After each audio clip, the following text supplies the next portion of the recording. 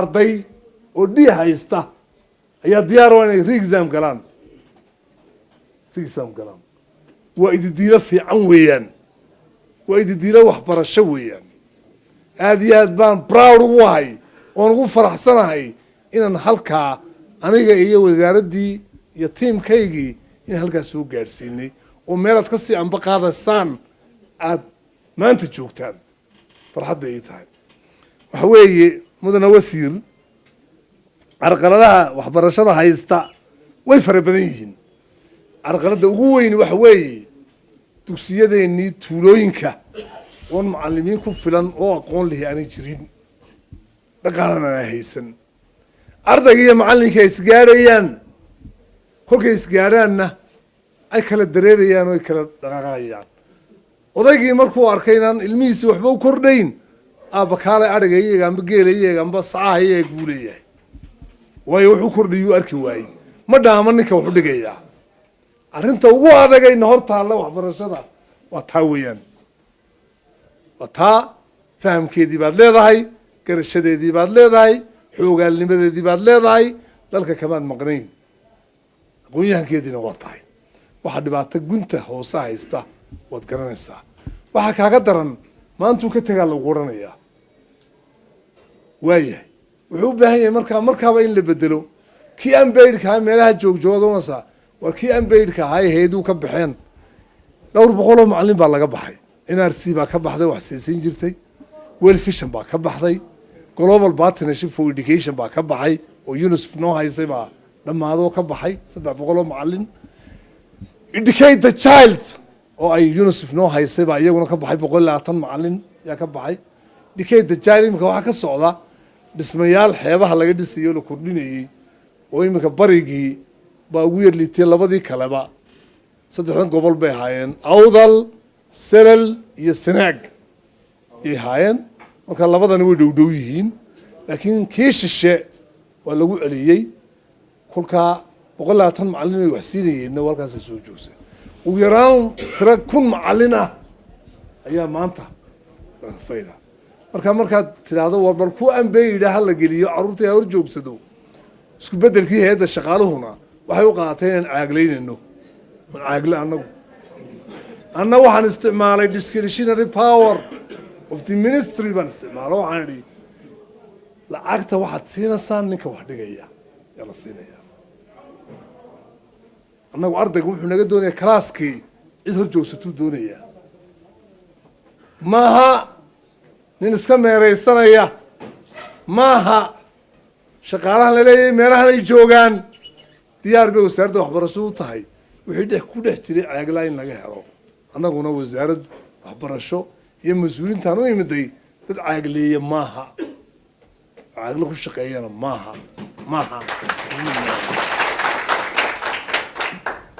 laakiin waxoogaa garasho xumo ah ayaa dhacday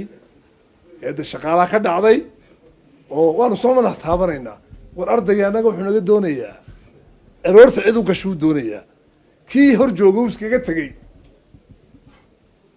isbedel loo ogolaada anugu taagweyne anna waxaan amray in lacagta la siiyo ninka shaqaynaya I have authorized asina way ku taallaa howlaan kugu wareejin doonay ka mid tahay laakiin anu go-aankayga waan ka gaadhay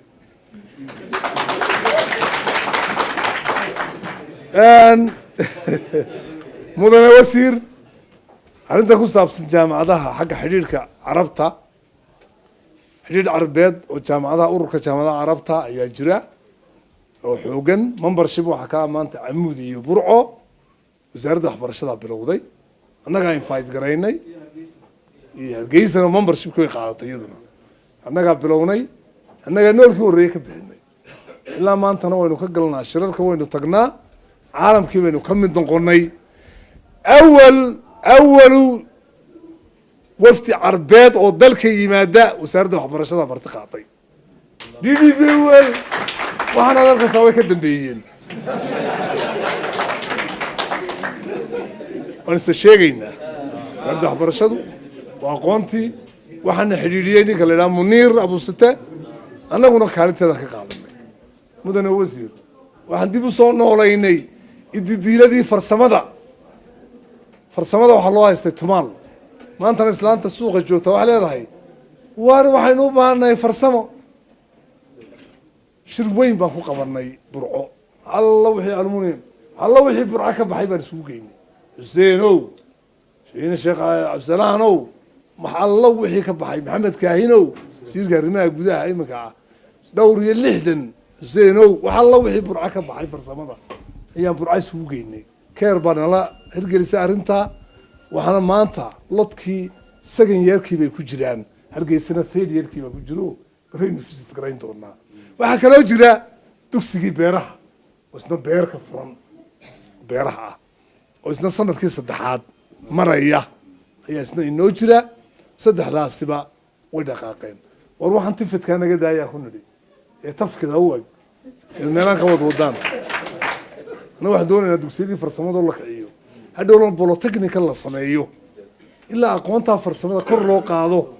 ma suuroobaysa waxaas dhibaatooyin badan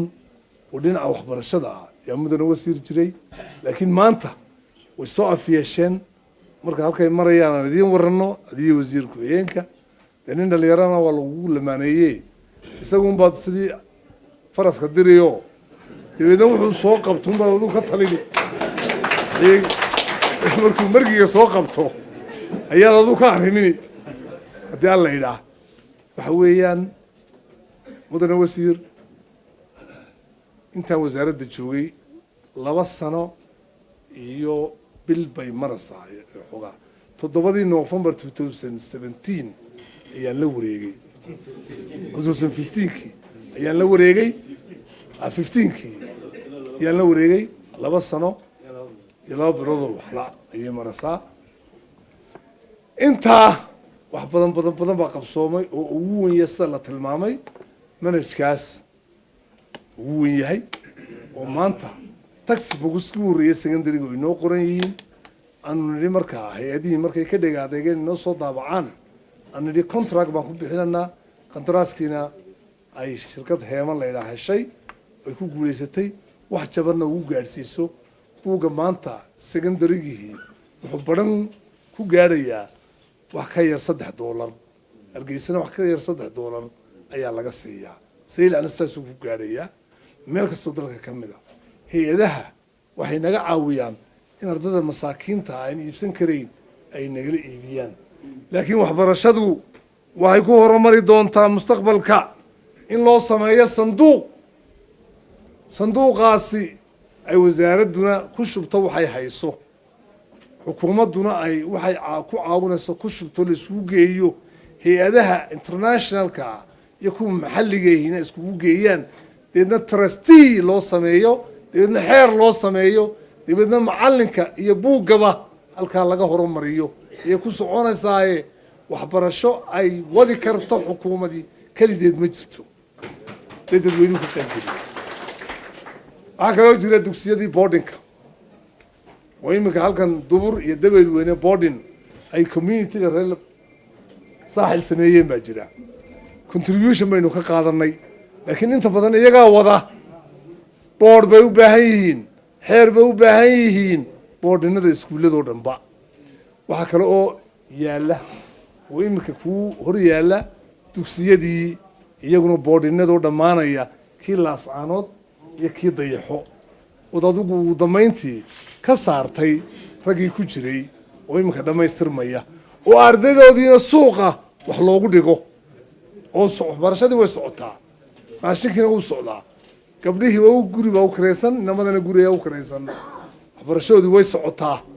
sanadkii 3aad baa iminka ay marayaan halkaasina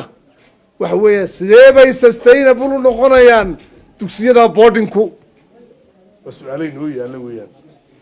waa idig maanta nasiibaad u yeelateen inaad ka jawaab bixisaan annaguna wixii hindise aan haynay aanu idiin bandhigi doono een rabnay fikrad ahaan in lagu socodsiiyo arrimahaasi ayna hor yaallaan mudane wasiir waxaad ku soo dhawaanaysaa waan kugu soo dhawaynaynaa oo farxad noo ah inaan kugu soo dhaweyno wasaaraddii waxbarashada oo taa uu sheegayey agaasimihii muxuu ahayaan agaasimihii dugsiyada gaarkii uu sheegay uu lahaa waxaan ahay technico waa run technicaday haayeen anigu waxaan ahaa complier-ka waxaa ku dhaqaajiya waxay soo khaldaanna waan saxayey wixii saxanna waan ku waafaqayey wada tashi baanu ku wadnay arrin yaroo guurtinimo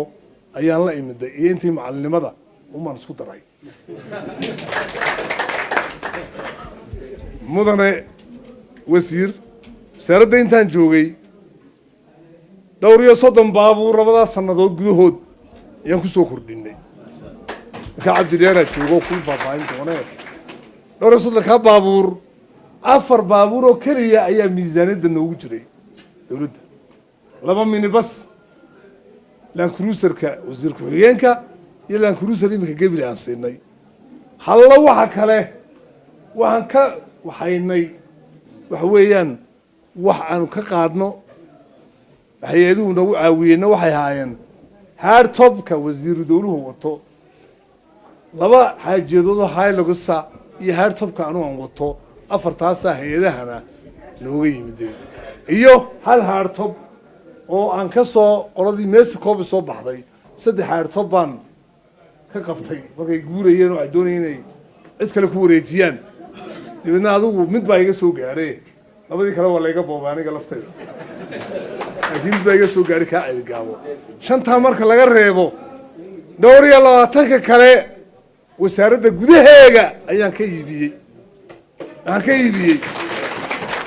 wixii ama monitoring lagu sameyn lahaa ama kormeer lagu sameyn wardaynaan gaadiidkii lagu gaadhayba haynin sahayar waxba inoo tari mayso waynu kala qaybsanay waynu ku iibino waxa meelahan waxaan ka arkay awriyo shada weyn siiyay qolo nin macallin oo ambeeydo aan bonus siiyay oo xanuunsanay xaaskiisu in la yiraahdo wasiirka waxbarashada boon la tay oo boon ma kalka tay noqotay boon mayna ahayn halkan qunjeedagteeda Soomaaliland mayna ahayn macnaha dawladnimada iyo curfiga dawladnimada macna tiraya